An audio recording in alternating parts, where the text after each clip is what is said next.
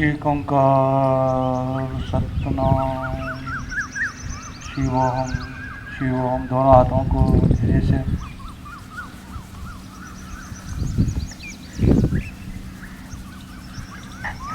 अपने आँखों पे रखिए। हमें अपने संस्कृति, अपनी धरोहर के बारे में भी जानकारी होनी चाहिए। 8वीं शताब्दी में इस देश में आदि शंकराचार्य के रूप में एक ऐसी विभूति हमें मिली जिनका जन्म केरला में हुआ, जिन्होंने धर्म और संस्कृति की स्थापना के लिए, आपको मालूम होगा या मालूम होना चाहिए कि भगवान ब्रह्मा के 4 मुखों से 4 वेदों की रचना हुई है। जो पूर्वी मुख था उससे यजुर्वेद की उत्पत्ति हुई। आदि शंकराचार्य ने इसी के आधार पर देश में 4 पीठों की स्थापना की।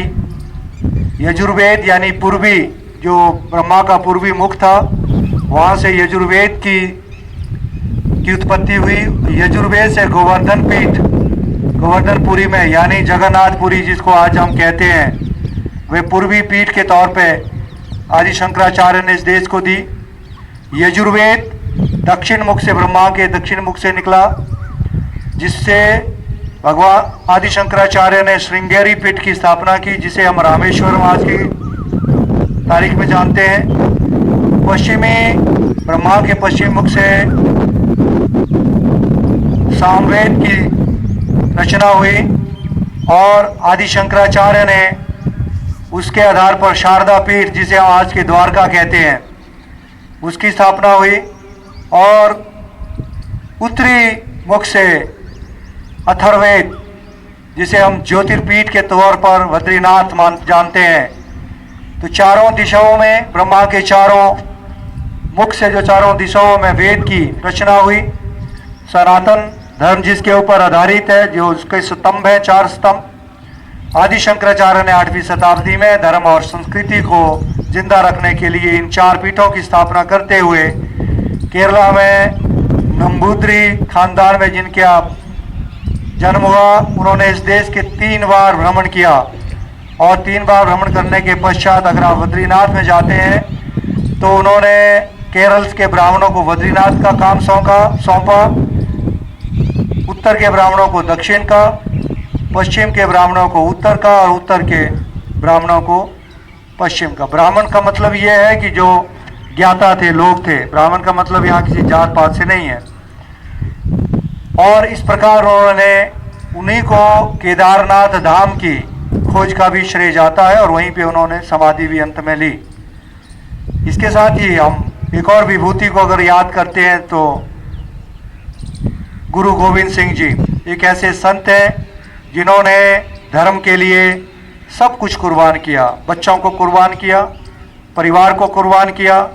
छोटी सी उम्र में एक ऐसे संत, एक ऐसे बहुमुखी प्रतिभा के धनी हमारे देश में हमारे सामने आए, जिन्होंने धर्म को परिभाषित करते हुए उसकी रक्षा के लिए नए मापदंड निर्धारित किए। मानवता के लिए हम यही मानते रहे, अहिंसा परमो धर्म। हम इसी चीज़ को, यही खूंटी हमें मानते रहे कि अहिंसा ही परम धर्म है। लेकिन गुरु गोविंद सिंह जी इससे आगे बढ़े और उन्होंने हमें सिखाया कि उन्होंने पहली चरण को तो ठीक कहा कि अहिंसा परमो धर्मो, यानी अहिंसा ही हम सब का परम धर्म है। लेकिन साथ में ये भी मान्यता हमें दी कि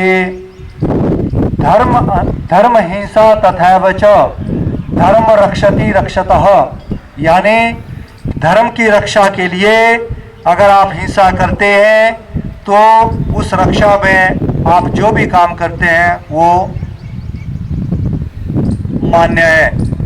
यानी धर्म की रक्षा के लिए अगर आपको हथियार उठाना पड़ सकता है तो आप धर्म की रक्षा के लिए हथियार उठाइए। धर्म का मतलब है सच्चाई, धर्म का मतलब आडंबर नहीं है, धर्म का मतलब पाखंडवाद नहीं है।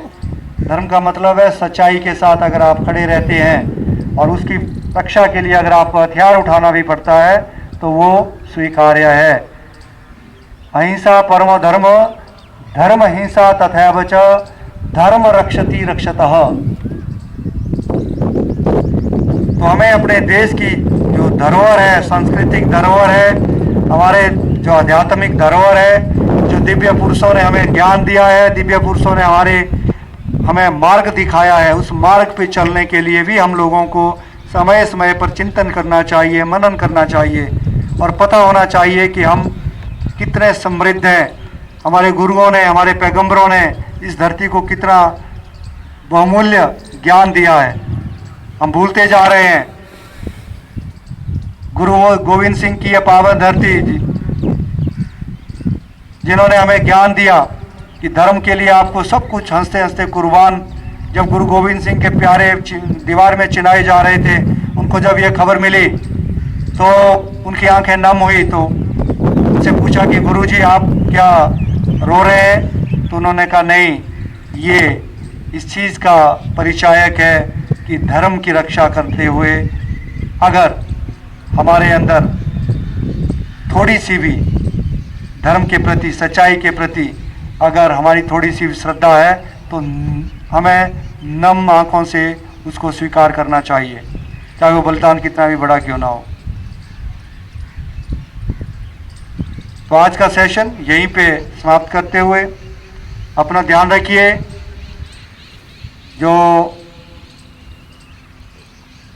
लॉकडाउन के दौरान और इस बीमारी, जो वैश्विक बीमारी है, इस बीमारी से संबंधित जो भी दिशा निर्देश समय समय पर दिए जा रहे हैं, उनका अक्षरश पालन कीजिए। सोशल डिस्टेंसिंग का ध्यान दीजिए और सोशल डिस्टेंसिंग इतनी भी ना हो कि वो ऐसा लगे कि बिल्कुल ज़्यादा ही सावधानियां ली जा रही हैं। सावधानी हर क्षण पे लीजिए और ये इसको दिनचर्या का हिस्सा बनाइए। ये इतनी जल्दी सारी चीज़ें समाप्त होने वाली नहीं है। लॉकडाउन जहाँ समाप्त होगा वहाँ पे रिस्ट्रिक्शंस लागू रहेंगी। लॉकडाउन धीरे धीरे जाएगा, लेकिन मास्क के साथ, सैनिटाइज़र के साथ आपकी दोस्ती लगातार बनी रहनी चाहिए। अब इसको यूनिफॉर्म का हिस्सा बना लीजिए। अब अगर चेहरे पे मास्क नहीं होता है, घर से बाहर मैं निकलता हूँ, मुझे लगता है कुछ मिसिंग है, तो उसको आदत डाल दीजिए कि अब घर से बाहर निकलना है तो मास्क पहन के ही निकलना है।